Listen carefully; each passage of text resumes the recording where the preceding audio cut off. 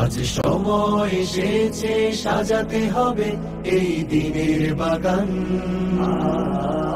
দিনাজপুরের তার নামের মধ্যে ভাবসাব আছে। আমি দিনাজপুর নিয়ে যখন চিন্তা করলাম, দেখলাম দিনারাজ নামক একজন রাজা ছিলেন। সে রাজার নামে দিনাজ, আর পুর মানি নগরী, মানে রাজাদের নগরী, মানে দিনাজপুর। কি বলেন? শুধু নামের মধ্যে না, এখানে এসে যে রাজকীয় অবস্থা দেখলাম, রাজকীয় অবস্থা দেখে আপনাদের পূর্বপুরুষদের রাজা ছিল আজকের এই প্রোগ্রামের মাধ্যমে প্রমাণিত। আপনারা ঐতিহাসিকভাবে বাংলাদেশ এবং ভারতীয় উপমহাদেশে অবদান রেখেছেন দিনাজপুরের মানুষ। ব্রিটিশ বিরোধী আন্দোলনে তেবাগা আন্দোলন হয়েছিল, সবচেয়ে বড় আন্দোলন তেবাগা কৃষক আন্দোলন, যেখানে বলা হয়েছে 2 ভাগ হবে কৃষকের আর 1 ভাগ হবে মালিকের। সে তেবাগা আন্দোলনের যিনি নেতৃত্ব দিয়েছেন তিনি হচ্ছে আপনাদের দিনাজপুরের সন্তান হাজী দানেশ। নাম জানেন তো? ভাষা আন্দোলনে আমরা দেখেছি আপনাদের দিনাজপুরের সন্তান, ভাষা আন্দোলনের নেতৃত্ব দিয়েছেন মোহাম্মদ সুলতান, ঢাকা বিশ্ববিদ্যালয়ের ছাত্র ছিল, এবং প্রথম কালো পতাকা যিনি উত্তোলন করেন তিনি হচ্ছে আপনাদের দিনাজপুরের সন্তান মোহাম্মদ সুলতান।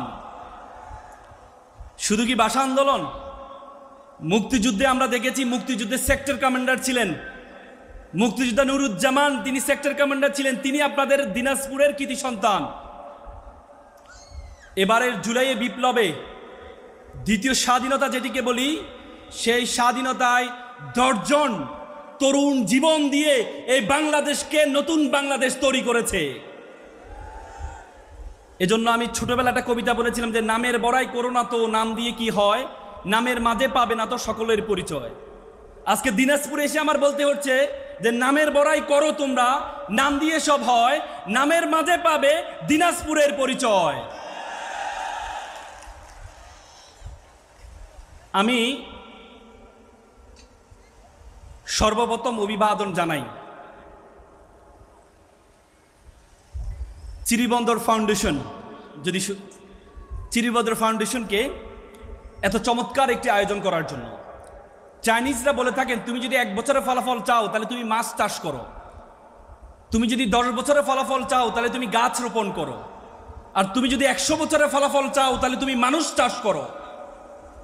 আজকে মানুষ চাষ করার জন্য যে উদ্যোগ গ্রহণ করেছে, আমরা একটা করতালির মাধ্যমে তাদেরকে অভিবাদন জানাই। আজকের প্রোগ্রামের মূল উদ্যোক্তা, যিনি এই প্রোগ্রামটা আয়োজন করেছেন, আফতাবউদ্দিন মোল্লা সাহেব না, তিনি আজকের প্রোগ্রামের প্রধান অতিথিও। ওনার জন্য যদি বলতে হয়, ছোটবেলা একটা কবিতা পড়েছিলাম যে চাঁদ নয় সূর্য নয়, নয় তুমি পাহাড়ি ঝর্ণা, যদি বলি ফুল তাহলে হবে ভুল, তুমি তোমার তুলনা।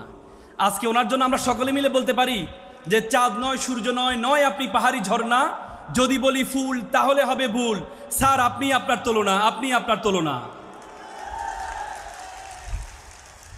আজকে এত সুন্দর আয়োজন করে নোবেল ভাই, নাবিল ভাইয়ের মতো লোকদেরকে নিয়ে এসে, ঢাকা থেকে আমাদের মতো ক্ষুদ্র মানুষদেরকে নিয়ে এসে শিক্ষার্থীদেরকে যে মোটিভেশন দেওয়ার চেষ্টা করছে, আফতাবউদ্দিন মোল্লা সাহেবের কি টাকা পড়েছে, কেন এত টাকা খরচ করে আপনাদের জন্য কাজটা করছেন? তার কারণ হচ্ছে আল্লাহ তাআলা বলেছেন কুনতুম খায়রা উম্মাত উখরিজাতিল লিন্নাস। আল্লাহ বলছে উখরিজাতিল লিন্নাস, আমি তোমাকে সৃষ্টি করেছি শুধুমাত্র মানুষের কল্যাণ করার জন্য। আজকে তোমরা যদি বড় কিছু হও, উনি ব্যক্তিগতভাবে ওনার কোনো লাভ হবে না, কিন্তু তোমরা বড় কিছু হওয়ার মাধ্যমে এই দিনাজপুরের উন্নয়ন করবা, দিনাজপুরকে সারা বাংলাদেশে তোমরা প্রমাণ করবা, এটাই হচ্ছে ওনার খুশি আনন্দ। একবার একটা স্কুল শিক্ষক তার ছাত্রদেরকে বললো তোমরা প্রত্যেকে একটা বেলুন হাতে নাও, প্রত্যেকে একটা বেলুন হাতে নিল, বললো যে এক কাজ করো, তোমার যে বেলুনটা হাতে নিয়েছ বেলুনে তোমার নামটা লিখো। প্রত্যেকে তার বেলুনে তার নামটা লিখেছে, লিখার পর বললো বেলুনটা ছেড়ে দাও, পরে বেলুনটা ছেড়ে দেওয়া হলো। এরপর কিছুক্ষণ পর শিক্ষক বললো আচ্ছা তুমি যে বেলুনে তোমার নামটা লিখেছো তোমার বেলুনটা তুমি খুঁজে বের করো। প্রত্যেকে 10 মিনিট ধরে বেলুন খুঁজেছে, কেউ তার বেলুনটা খুঁজে পায় নাই। কিছুক্ষণ বলো, শিক্ষক বলো তোমার সামনে যে বেলুনটা আছে, যার নাম লেখা আছে তুমি তাকে দাও। দেখা গেল মাত্র 2 মিনিটের মধ্যে প্রত্যেকের বেলুন খুঁজে পেল। শিক্ষক বলল এখান থেকে শিক্ষা হচ্ছে, তুমি যদি আলটিমেটলি সুখী হতে চাও তাহলে তুমি কখনো সুখী হতে পারবা না। তুমি যদি অন্যকে সুখী করো তাহলে তুমি নিজেও সুখী হবা, অন্যকেও সুখী করা সম্ভব। আজকের চমৎকার আয়োজনের মাধ্যমে আপনাদেরকে সুখী করার জন্য যে প্রয়াস নিয়েছে, আমরা আবারও একটি করতালির মাধ্যমে তাদেরকে অভিবাদন জানাই। আজকে এখানে যারা দিনাজপুরের সন্তানরা আছেন, আপনাদের জীবন মাত্র শুরু হয়েছে। You must mind it, this is the beginning. You must mind it, this is the beginning. This is the very very beginning of your journey. আপনাদের জীবন মাত্র শুরু হয়েছে। আপনারা যদি মনে করেন এই চিরিবন্দরে উপজেলার মধ্যে কম্পিটিশন করবেন, তাহলে আপনি ভুল করবেন। আপনাকে পুরো বাংলাদেশে কম্পিটিশন করতে হবে, আপনাকে all over the world competition করতে হবে। কারণ আপনাকে মনে রাখতে হবে আপনি হচ্ছে একটা গ্লোবাল সিটিজেন, একটা বিশ্ব নাগরিক। You have to think beyond Bangladeshi border. আপনাকে দেশের বাইরে চিন্তা করতে হবে। কোথায় আছেন, কোন অবস্থায় আছেন, আপনার বাড়ি কোথায়, এটা কোনো মুখ্য বিষয় নয়। আপনারা দেখেছেন রিসেন্টলি উগান্ডার একটা সন্তান জন্মগ্রহণ করছে। উগান্ডার জোহরান মামদানি, নাম শুনেছেন? রিসেন্টলি নিউ ইয়র্কের যিনি মেয়র হয়েছেন জোহরান মামদানি, নাম শোনেন নাই? যে উগান্ডাকে নিয়ে আমরা কাউকে বলি, কাউকে ব্যঙ্গাত্ম করার জন্য আমরা বলি তোমাকে উগান্ডা পাঠিয়ে দিব। সে উগান্ডায় জন্মগ্রহণ করে জোহরান মামদানি নিউ ইয়র্ক বলা হয়, পৃথিবীর রাজধানী বলা হয় নিউ ইয়র্ককে, যেখানে জাতিসংঘ সদর দপ্তর অবস্থিত। বলা হয় তাকে নিউ ইয়র্কের যে পরিমাণ সম্পদ আছে, এটি যদি কোনো দেশ হয় তাহলে 7ম ধনী দেশ হবে পৃথিবীতে। এটা সে নিউ ইয়র্কে প্রথম মুসলিম মেয়র হয়েছেন জোহরান মামদানি। 2018 সালে, মাত্র 34 বছর বয়স, 2018 সালে আমেরিকার নাগরিকত্ব লাভ করেছে। 2018 সালে সে জোহরান মামদানি আমেরিকার ইতিহাসে তাকে ঠেকানোর জন্য, যেহেতু উনি মুসলিম, যিনি ঘোষণা দিয়েছেন নেতানিয়াহু যদি নিউ ইয়র্কে আসে তাহলে আমি তাকে গ্রেপ্তার করব। তাকে ঠেকানোর জন্য আমেরিকাতে সবচেয়ে ইহুদি বসবাস করে হচ্ছে নিউ ইয়র্কে। 11% ইহুদি বসবাস করে, বড় বড় বিলিয়নিয়াররা থাকে। জোহরান মামদানি ঘোষণা দিয়েছিলেন যদি আমি বড় বড় বিলিয়নিয়ারদের থেকে টাকা নিয়ে কর বাড়িয়ে দিয়ে তাদের থেকে মধ্যবিত্তদেরকে আমি সহযোগিতা করব। পরবর্তী বিলিয়নিয়াররা তার এগেনস্টে দাঁড়িয়ে গিয়েছিলেন। সবচেয়ে বড় বিলিয়নিয়ার ডোনাল্ড ট্রাম্প, তিনি বলেছেন যদি মামদানি যদি মেয়র হয় তাহলে যে ফেডারেল যে বাজেট আছে সেই বাজেট আমি প্রদান করব না নিউ ইয়র্কে।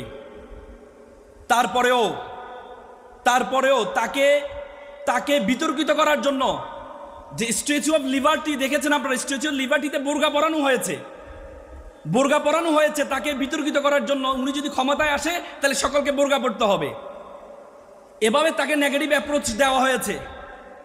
এবং 9/11 যে টুইন টাওয়ার, সেটা নিউ ইয়র্কে অবস্থিত, টুইন টাওয়ার ধ্বংস হয়েছে, সেটা দিয়ে তাকে নেগেটিভ অ্যাপ্রোচ করা হয়েছিল। কিন্তু তার ডেডিকেশন, মানুষের বাস্তবতা, সে সকলকে পিছনে ফেলে সর্বোচ্চ ভোট পেয়ে তিনি নিউ ইয়র্কের পিতা হয়েছেন, নগর পিতা হয়েছেন। আমাদের বাংলাদেশে হয়নি। বাংলাদেশের ডাকসুর বিফিকে ঠেকানোর জন্য পদ্মাশীল যারা পর্দা করে ছবি দিয়েছে তাদের ছবিকে ব্যঙ্গাত্ম করা হয়েছে। সেখানে বলেছে 9/11 সামনে নিয়ে আসছে, আর ডাকসু ইলেকশনকে 1971 সালকে সামনে নিয়ে আসা হয়েছে। জোহরান মামদানিকে বলেছে তুমি ইহুদির বিরুদ্ধে কথা বলবা না, আর ডাকসু বিফি যারা নির্বাচন করেছে তাদেরকে বলেছে তুমি ভারতের বিরুদ্ধে কথা বলবা না।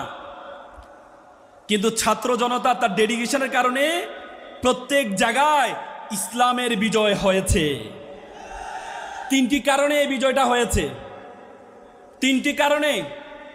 একটি কারণ হচ্ছে আল্লাহ তাআলা কোরআনে বলেছে ওয়াল্লাইসা লিল ইনসানু ইল্লা মা সা, মানুষ ততটুকুই পাবে যতটুকু সে চেষ্টা করবে। জোহরান মামদানি চেষ্টা করেছে, চিন্তা করে নাই তার বাড়ি কোথায়, কোথায় থেকে কোথায় বংশোদ্ভূত, চিন্তা করে নাই।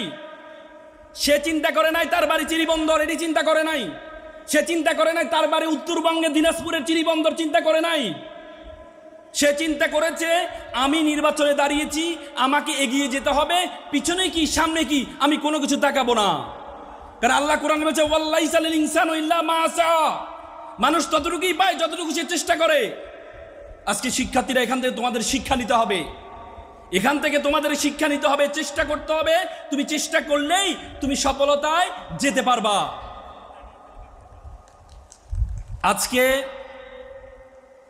আজকে সেখানে তার ধৈর্য আপনারা দেখেছেন, ভিডিওতে দেখেছেন মনে হয় সে দাঁড়িয়ে দাঁড়িয়ে মানুষকে ক্যাম্পেইন করছে, মানুষ তাকে দূরে সরিয়ে দিচ্ছে, সে ক্যাম্পেইন করছে দূরে সরিয়ে দিচ্ছে, কিন্তু সে এটা পরোয়া করে নাই। কারণ তার মাথার মধ্যে আল্লাহর কোরআন আছে, আল্লাহ কোরআন আছে ফাইন্না মাল উসরি ইউসর, নিশ্চয় দুঃখের পরে কি আছে, সুখ আছে। তুমি ধৈর্য, ইন্নাল্লাহ মা'আস সাবিরিন, তুমি ধৈর্য ধরো, তোমার সফলতা আসবেই। তিনি যে ধৈর্য ধরেছেন, কাজ করেছেন, কাজ করে উনি ওনার সফলতা অর্জন করেছেন। সুতরাং তোমরা এখানে যারা শিক্ষার্থী আছো এবং তার ইনভাইটেশনের প্রক্রিয়া আপনারা দেখেছেন, এখান থেকে আমাদের শিক্ষা নিতে হবে। আল্লাহ কোরআনে বলেছেন উদউ ইলা সাবিলি রাব্বিকা বিল হিকমা, আল্লাহ বলেছেন তোমরা মানুষকে আহ্বান করবা হিকমতের সহিত আহ্বান করবা। সে হিকমতের সহিত আহ্বান করার জন্য তিনি বাংলা ভাষাভাষীর জন্য বাংলা শিখেছেন, বাংলাতে তাদেরকে ইলেকশন ক্যাম্পেইন করেছেন। তিনি হিন্দিভাষীর কাছে গিয়ে হিন্দিতে ক্যাম্পেইন করেছেন, আরবিতে আরবিভাষীর কাছে গিয়ে ক্যাম্পেইন করেছেন। তো সুতরাং আল্লাহ তাআলা যে বলেছেন উদউ ইলা সাবিল রাব্বিকা বিল হিকমা, যে তুমি হিকমতের সহিত মানুষকে আহ্বান করো, সেটি উনি গ্যাদার করেছেন বলে সে সফলতা আসছে। তো সুতরাং শিক্ষার্থী ভাই ও বোনেরা, তোমরা যদি কোথাও সফল হতে চাও, এই তিনটি জিনিস তোমরা মেক শিওর করবা। একটি হচ্ছে তোমাকে চিন্তা করতে ভাগ্যের দিকে তাকায় থাকলে হবে না, তুমি যেটা চেষ্টা করবা, যেটা চাইবা তুমি সেটাই পাইবা। দ্বিতীয় হচ্ছে তোমাকে ধৈর্য ধরতে হবে, ব্যর্থ হবাই, ব্যর্থর পরে তোমাকে সফলতা নিয়ে সামনে এগিয়ে যেতে হবে। তার আগে প্রথমেই তুমি তোমার সম্বন্ধে জানতে হবে। উপমহাদেশ সেরা কবি ফরিদুদ্দীন বলেছেন উনসু মাতলু বেজা হাত দরগাহা হার তুরিগো বাজগো খুদ্দেশা, বলে পৃথিবী যাকে খুঁজে বেড়াচ্ছে তুমি সেই ব্যক্তি, তুমি তোমাকে খুঁজে বের করো। Who are you, who are you want to go, তুমি কে, তুমি কোথায় যেতে চাও, প্রথমে সেটা বের করতে হবে। আজকে আমরা আমাদের সম্বন্ধে জানি না। সক্রেটিস বলেছেন নো দাই সেলফ, নিজেকে জানো। আল্লাহ কোরআন বলেছেন ওয়াফি আনফুসিকুম, তুমি তোমাকে জানো। তুমি যদি তোমাকে না জানো তাহলে তুমি মনে করবা আল্লাহ তাআলা তোমাকে অনর্থক সৃষ্টি করেছেন। আল্লাহ তাআলা কোরআনে বলেছেন ওয়ামা খালাকনাস সামা ওয়াল আরদা, আমি আসমান এবং জমিনে যা কিছু আছে, ওয়ামা বাইনাহুমা বাতিলান, কোনো কিছু আমি অনর্থক সৃষ্টি করিনি। আল্লাহ তাআলা তোমাকে অনর্থক সৃষ্টি করে নাই, আল্লাহ তাআলা আমাকে অনর্থক সৃষ্টি করে নাই। আল্লাহ তাআলা তোমাকে এমন একটি কাজের জন্য সৃষ্টি করেছে, সে কাজ পর্যন্ত যেতে পারো নাই বলেই তুমি মনে করো আল্লাহ তাআলা তোমাকে অনর্থক সৃষ্টি করেছেন। তুমি তোমার সম্বন্ধে ধারণা আছে? তোমরা জানো 2006 সালে বাংলাদেশে একটা অপটিক্যাল ফাইবার স্টেশন করা হয়েছে কক্সবাজারে। সেটা স্পেন, পর্তুগাল, ফিলিপাইন হয়ে আমাদের কক্সবাজারের সাথে যুক্ত হয়েছে একটা অপটিক্যাল ফাইবার কেবল, একটা তার, যে তারের মাধ্যমে আজকে আমরা ফেসবুকে লাইভের মাধ্যমে আমেরিকা কি হচ্ছে আমরা দেখতে পাচ্ছি, এখানে কি হচ্ছে আমেরিকা দেখতে পাচ্ছে। সে অপটিক্যাল ফাইবার, এই অপটিক্যাল ফাইবারের দূরত্ব হচ্ছে মাত্র 17,000 কিলোমিটার। এই 17,000 কিলোমিটার দিয়ে পুরো পৃথিবীটা আমাদের হাতের মুঠে চলে আসছে। পৃথিবীটা একটা বিশ্বগ্রামে পরিণত হয়েছে। বিজ্ঞান বলে আমাদের মাথার মধ্যে 2 কোটি নার্ভ আছে, বলে যে একটাকে একটা তারের সাথে যদি যুক্ত করা হয় এটা দূরত্ব হবে 2 লক্ষ কিলোমিটার। Do you imagine? মাত্র 17,000 কিলোমিটার তার দিয়ে পুরো পৃথিবী আমাদের হাতের মুঠে চলে আসছে। 2 লক্ষ কিলোমিটার নার্ভ তোমার মাথার মধ্যে আছে, এটা দিয়ে পুরো বিশ্ব জগৎ তোমার হাতের মুঠের মধ্যে চলে আসবে। ধারণা আছে তোমার সম্বন্ধে, বিশ্ব জগতের সম্বন্ধে? এই পৃথিবীর আয়তন হচ্ছে 52 কোটি বর্গ কিলোমিটার। এই 52 কোটি বর্গ কিলোমিটার 195টি রাষ্ট্র আছে, 7টি মহাদেশ আছে, 5টি মহাসাগর আছে। এই 52 কোটি বর্গ কিলোমিটার পৃথিবীটাকে আমরা যে সূর্যটা দেখতে পাই, সূর্যের মধ্যে যদি ঢুকিয়ে দেওয়া হয় তাহলে 13 লক্ষ পৃথিবী ঢুকিয়ে দেওয়া সম্ভব। কত লক্ষ? 13 লক্ষ। সূর্য একটা নক্ষত্র। সূর্য কি? একটা নক্ষত্র। বলা হয় তাকে বিশ্বজগতের সর্বশেষ নক্ষত্র। এটাকে বলে ব্যাটেল জুইস। এই ব্যাটেল জুইসের যে আয়তন, এটা হচ্ছে সূর্য থেকে 33 কোটি গুণ বড়। সুবহানাল্লাহ বলবো না? সুবহানাল্লাহ বলবো না? আল্লাহ রাসূল একটা হাদিস আছে যে সুবহানাল্লাহি আলহামদুলিল্লাহি তামলাউ ওয়া তামলানে ফিল মিজান। কে যদি একবার সুবহানাল্লাহ বলে, একবার আলহামদুলিল্লাহ বলে, আসমান এবং জমিনে যতটুকু মাঝখানে ফাঁকা আছে ততটুকু আমলনামা তার আমলনামা দেওয়া হয়। এরপরও সুবহানাল্লাহ বলবা না, বলবা না, লাউডলি বলো সুবহানাল্লাহ। এই বিশ্ব জগতে তোমাকে আমাকে আল্লাহ তাআলা কি বলেছে জানো? আল্লাহ বলেছে কুনতুম খায়রা উম্মাত। আল্লাহ বলেছে you are the noblest nation, you are the best nation.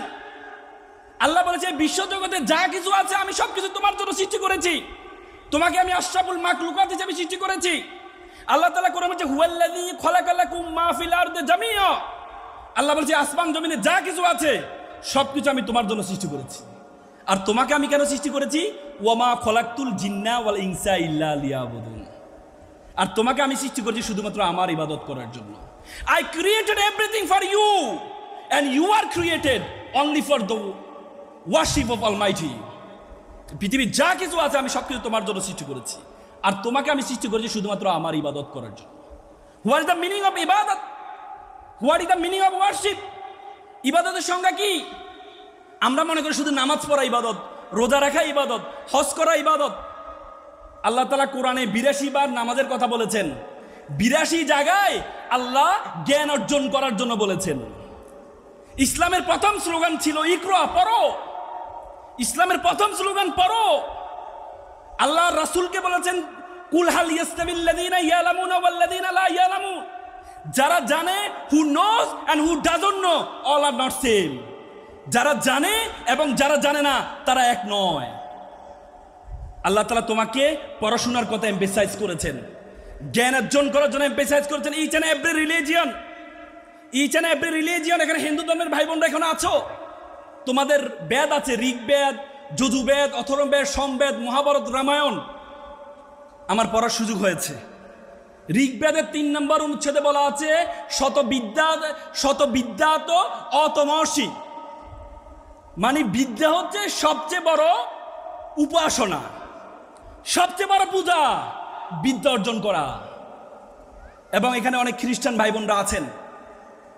খ্রিস্টানের ওল্ড টেস্টামেন্ট 71টা গ্রন্থ আছে, তার মধ্যে বুক অফ জেনোসিস 13 নম্বর অধ্যায় বলা আছে fear of Almighty is a gathering of knowledge. তুমি যদি নলেজ অর্জন করো, এটা হচ্ছে সৃষ্টিকর্তার প্রতি সবচেয়ে বড় ভয়। এমফেসাইজ করেছেন। তো সুতরাং তোমরা এখানে যারা আছো, তোমাদের প্রথম কাজ থাকবে পড়াশোনা। প্রথম কাজ হবে পড়াশোনা, প্রথম কাজ হবে তোমাদের পড়াশোনা। আমি তোমাদেরকে 4টি পরামর্শ দিয়ে কথা শেষ করব।